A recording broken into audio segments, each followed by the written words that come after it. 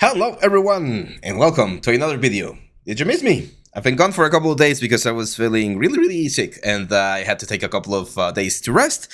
But I'm back. My throat still hurts a little bit, but we're a little bit better. So yeah, today we're going to be doing something really cool. We're going to be retaking or restarting one of the projects that you guys have been asking for the last couple of months. We unfortunately had to stop this project last year because the new Unreal Engine came out and there were a lot of new things that were changing and a lot of the things that I normally did in certain ways now changed. So today we're going to restart and we're going to go over some of the new ways to do a lot of the stuff that we see right here. So as you can see, we have a really complex scene, and I'm going to be breaking this down into a simpler effect. So today we're going to work on the camera matching, and we're going to be working on the on the blocking, the initial blocking of our element. But before we do that though, I want to give you guys a very special announcement, and that's the fact that we have just released our Discord channel. So if you go down here to the description, you're going to find a link to our Discord server, and you're free to join. You're going to be greeted by a nice little message, and it's going to slowly grow. There's not a lot of stuff right there for now, but that's a perfect way where you can find the new upcoming courses, the courses that we've just released or that have been released. So if you have a question about, hey, is there a course about this or that, we can guide you there. I'm also going to be available there to answer some questions and maybe give a little bit of feedback. However, we're going to still keep working on the YouTube stuff and on the portfolio review and everything. Portfolio review is also open. The submissions can be found down here on the description as well. And this Friday, we're going to have our first student art support and Nexus video where I'm going to be going over some of the questions that you might have, which again you can find down here in case you want to submit a specific element. Now this is a rather challenging project. It's not as simple as the book or some of the weapons that we've been doing. It's rather, again, ambitious, so it's definitely going to take several weeks, probably some months to get to a nice result. I would like you guys to be patient, and I will try to do at least one video a week for this project right here, but we'll see, because as you guys know, there's a lot of things to cover and news and things that I want to share with you. So if you guys want to learn a little bit more about Unreal Engine and about how to do environments, we already have some very amazing courses by the good Arash Aref, one of our instructors here on the team. He has done, I believe, 3 or 4 environment courses already, and they're really good, really complete. So if you guys want to check them out, you can do that for free with Skillshare. Hey guys, Abraham here. I just wanted to remind you guys that we upload all of our courses to Skillshare. Skillshare is this amazing site where you can access a ton of different content to learn, improve, and grow as an artist. We have all of our courses available to watch and learn from right now in Skillshare. You can check the description down here, and Skillshare is offering 1 free month trial to their premium membership. With this membership, you're going to be able to access all of our courses and watch and learn all of the amazing things that we cover with all of the softwares. So what are you waiting for? Check Skillshare down here below. There we go. So yeah, this is the scene that we have. I've already opened Maya right here, and we're going to be using our projects. I'm just going to file, set project, and we're going to set our NT Live project. There we go. So the first thing we need to do is we need to match the camera. We're not going to be working with the real world scale right now. And some of you might be like, why are we not doing that if we always do that? Well, in this case, since it's a very big environment, I kind of want to keep things controlled here. And then later on, we're going to be exporting and just scaling everything up. So the way this is going to work is we're going to create a camera right here. I'm going to call this camera shot cam. It's going to be the camera that we're going to be using to get our image plane. So panels and look through selected. Someone also asked on the comment sections that you guys want to have the Karnak thing enabled. So there you go, guys. I'm gonna make sure that I try to always enable it. So in case you guys are following along, you can see the shortcuts down here. So any keystroke is going to be down here. So yeah, we're inside the shot cam, and then we're going to go, of course, to view, image plane, and we're going to import an image. And if we go here, we should have our Lighthouse. There we go. And we hit open. So we're going to do this the old-fashioned way. We need to match this thing to a ground plane. And the cool thing is, as you can see, is I actually drew a couple of red lines right there. So I should be able to match it fairly easily by using that one right there.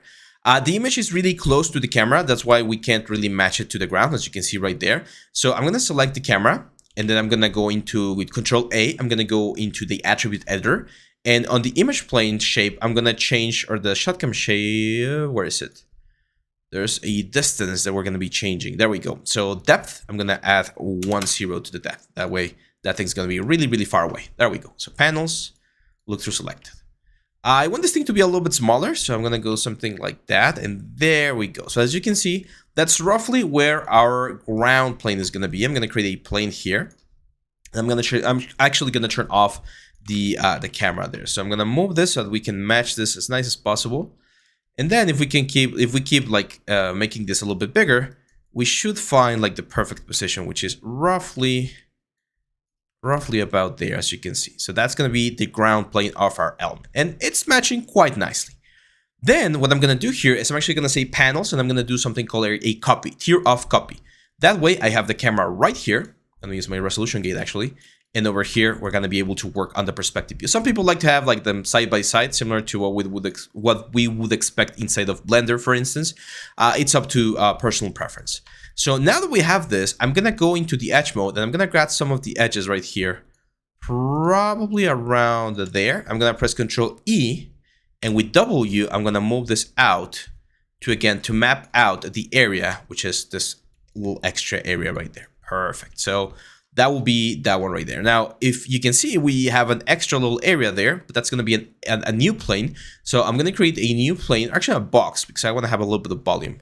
I'm going to create a box. I'm going to raise this up a little bit, not too much. It can get a little bit tricky to find like the perfect height, but it's roughly about there. I'm going to use this to create the area right there, like the walking area that we are seeing. Right about there. And this is where using a little bit of common sense is really important on this stage, because you need to take a look at the reference and see like the proportions and where things roughly are to get this to be as nice as possible. Especially with concept art, it's very common that concept artists will just draw things to make them look nice. And once you place them in a 3D, like in the 3D scenario, you might see that things don't make a lot of sense. So it's up to you as a 3D artist to interpret those, or interpret those things and make them work. Like, yeah, just show something that might make it work. So now we have again something here. Let's do a quick extrusion to give this thing a little bit of thickness. I'm going to say mesh display and reverse. Now, let's say we actually wanted this to be real world scale, because we already have something that looks, or at least we can use as a base, and we would like this to be real world scale. Well, we need to create a little bit of a placeholder here. I'm going to create a cube. I'm going to change the scale of this cube on the y-axis to 180, and on the z-axis to 50, as well as the x-axis. This is roughly the volume that a human would occupy if it was like here.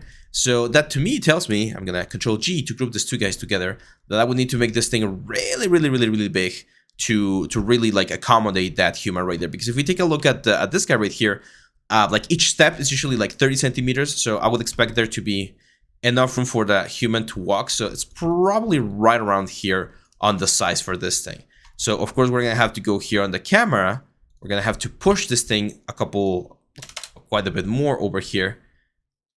And we need to match the camera right there.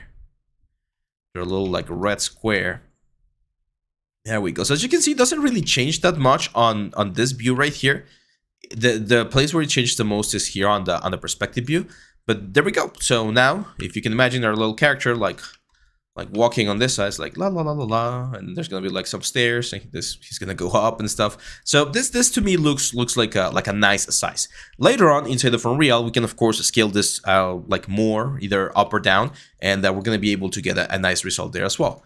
Now, since this is a really like small image here inside of Maya, I like to have purif as well, like over here, and we can bring in our source image again.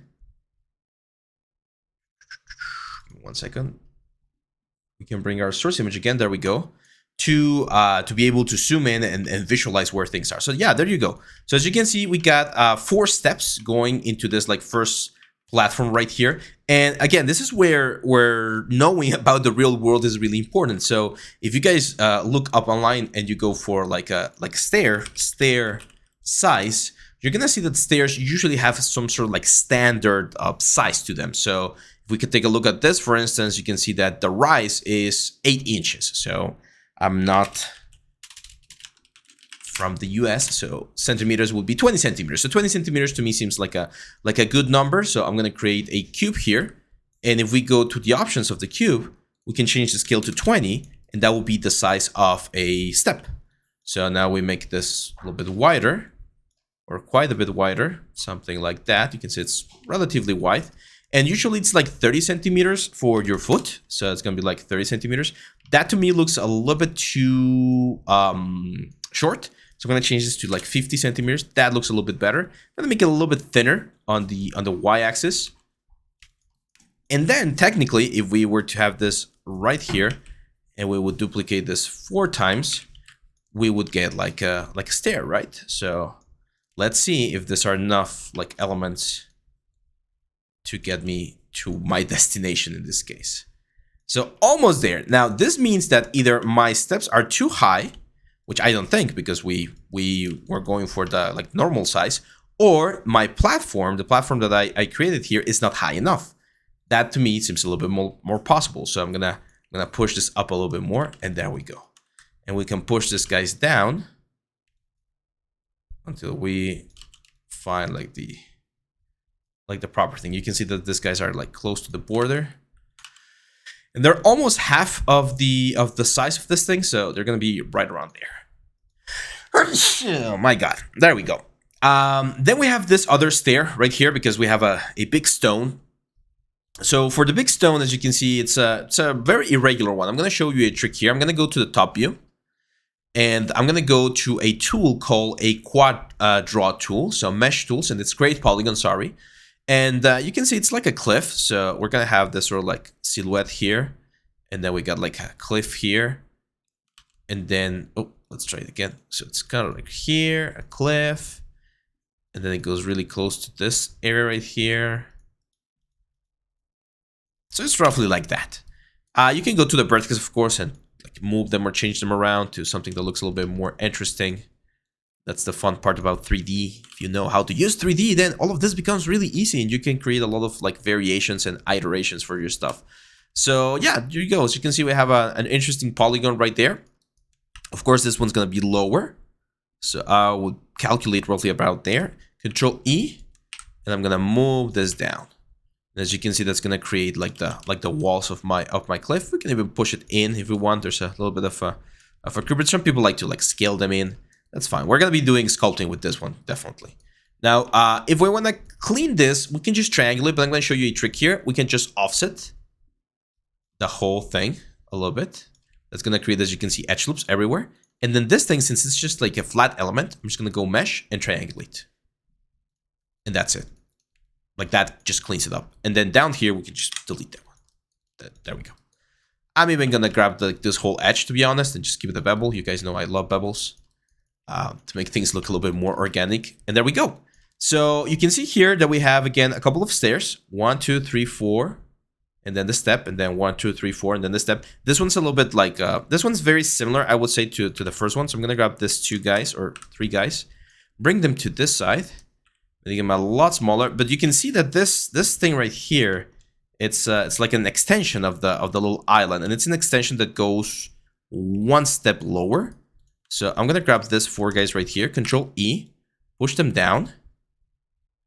Probably like 1 step down, because I can see 1 step right there. So there's probably gonna be like 1 step right there. Remember, this is just a blocking, so a lot of the geometries that we're doing right now, we're not actually gonna be using, but it's a great way to get a good idea of how things are gonna be looking at the end. So I'm gonna do that one right there, another extrusion. Grab this guys, extrude, and push them forward. Now here the image is still too close to me, so I'm gonna go to the options and probably like push it a little bit more. Or actually, it seems like I modify the image. There we go. That looks a little bit better. So this one goes forward, right around there. I think that's pretty much it. And then we have 4 more of these steps, probably a little bit smaller, because otherwise this thing is gonna go into the ground or something. So it's probably gonna be right there, or either that, or we need to push this ground a little bit lower as well. I think both options actually work. It's going to be right around there. And this ground definitely needs to be pushed a little bit more because you can see there's a little bit of soil right there. And then this thing is like actually kind of hanging on the side. That's fine. Now we're going to grab this, guys, again. Control D to duplicate this stairs. And we're going to use this stairs to get in here. But as you can see, this is a lot steeper. 1, 2, 3, 4. It's 4. Which tells me that these guys are probably going to be a little bit taller. And again, probably a little bit steeper.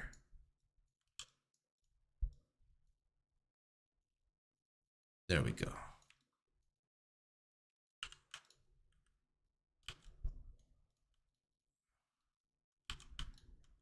So something like that. Perfect. And again, if we take a look at the reference, this guy is really close to the corner. So I'm going to push this to the corner. And probably a little bit longer. Again, remember that this is our character. This is what we're going to be like using as a base, right? Now let's go for the main block of the house. And again, we're going to keep it really simple at first. So we're going to start with a big block right here. This big block is of course going to be resting on this area right here. We're going to push it back. It's a lot thinner. It's probably around there. A bit closer to that side. There we go. I'm going to grab this box right here. Push it up. And then there's like another box that's on a slightly different depth, let's say. So something like that. Push this up. I'm going to Control E. Push this up. Scale it in. Push it in. There we go. Now, of course, we have this sort of like crazy roof. So if you want to make your element a little bit cleaner, I'm going to add a couple of edges there. Just push this up there, push this down as well, and that's going to give me the sort of like crookedy ceiling that we're eventually going to have, right? You can see the overhang right there, and that's what we're trying to capture on this particular blocking. And then the lighthouse itself, really important. It's pretty much a 6-sided cylinder. You can see one side here, 2, I can imagine 3, and then 3 on the other side. So I'm going to create a cylinder here. I'm going to change the attributes to 6 really quickly. There we go. We're going to position the base of this thing. I'm actually going to position the pivot point down here. By the way, if all of these things I'm doing here in Maya look a little bit extreme, remember that we have the complete guide to Maya that you can find in the Skillshare as well. And I cover all of these things. There we go. So this wall right here, I have to like push it to the border there. There we go. And we can grab all of this vertex right here. The size seems a little bit big. That's a little bit better, I think. Because it should feel like on the platform. And then we're going to move this all the way up. Make it a little bit thinner. A very common mistake that people make when doing these elements is they will try to match it perfectly. So for instance here, I would see students do this sort of stuff to match it to the concept. That's not something that you want to do. If you want to match it a little bit closer, one thing we can do is we can either move it a little bit more to the side, which I don't think is really the case because as you can see, the door is pretty much aligned to the stairs. So it should be right around there. We can make it a little bit bigger. But if not, again, just I think, and in my personal experience, this has worked quite a bit with studios. Your main goal as an artist is to match the essence of the element. So if there's like small little differences, unless you're doing some like architectural things where it needs to be super precise, as long as you match the idea, the vibes, and the feeling of the piece, then you're fine. You're completely fine. It's gonna be the first level, and then we got like the second level right around there. And then we got the little like house.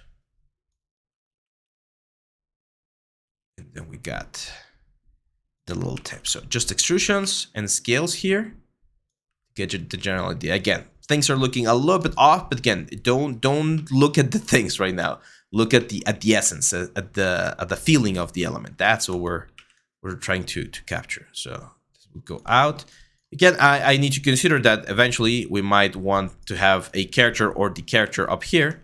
So just make sure that our cube can fit and walk around that area, and we should be fine. If this is a little bit too thick, you can also just like push this up or down a little bit, and that's fine. And then there's going to be another one right here. A little bit smaller, but still like should be enough space. There we go. Again, if we take a look at our cube, I'm actually going to duplicate this one and bring him up. Yeah, that looks like a good space for the little house. I do feel like the little house is a little bit thin, so I'm gonna thicken it out a little bit more. There we go. And as long as there's like enough room for him to like walk around and stuff, that to me means that we're again capturing the main ideas of the elements.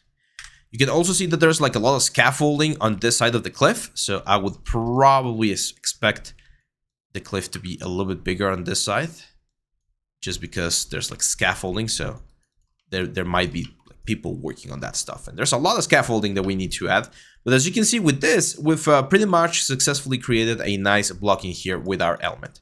And now what I'm going to do is something really interesting. I'm going to save the scene. I'm going to create a new folder because we're going to have a lot of scenes for this one called Lighthouse. I'm going to call this Lighthouse underscore 001. There we go. And now I am going to select all geometry, select all by type geometry. I'm going to file, export selection. I'm going to export to the assets folder. I'm also going to create a new one right here, Lighthouse. And I'm going to call this Lighthouse BLOCKIN. FBX is fine. And there we go.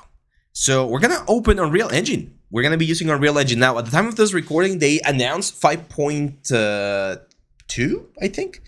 5.2 has been announced, and there's some really, really interesting things that are going to be coming on that particular one. But we're not going to be using it right now because it's not, I think it's like an early access or something, but we're going to be using a 5.1. So let me see if I have one that's already done that we can use. I don't think so. We can use Thyros. I mean, the ideal thing is to just do a new one. So I'll show you real quick. We'll just launch the engine real quick here. And once the engine is loaded, we're going to go into games. We're going to use a third-person game. I want ray tracing and everything. And we're going to call this Lighthouse. Let's go to our projects here, 2023, next to the live. I'm going to create a new folder here called Unreal Projects. And we're going to install it right there. The first time you open Unreal, it's going to take quite a while it packages all the shaders and stuff. It's perfectly normal, so just give it a couple of minutes. Well, not a couple of, it took like my computer like an hour or something to set everything up. So yeah, there we go. So here I'm going to create a new folder. I love creating folders because they keep things organized. I cleaned my desktop as well. Someone suggested that my desktop was a mess. I cleaned it. So I'm going to create a new, I'm going to go file, and we're going to say new level. I'm going to use this open world as setting right here, which is going to give us this super, super big word right here, which is good for our initial element. And if we go F, we can actually delete all of this like landscape. Actually, let me just go file, new level. Let's do a basic one. There we go. So the basic one is great because as the name implies, it just has like the basic stuff, and it has already like Lumen and stuff ready for us. So here I'm going to create a new folder again instead of Lighthouse called BLOCKINs. And I'm going to right click. I'm going to import an element to this place. So I'm going to go to Unreal Projects or actually Live, Assets, Lighthouse, and we're going to import this thing.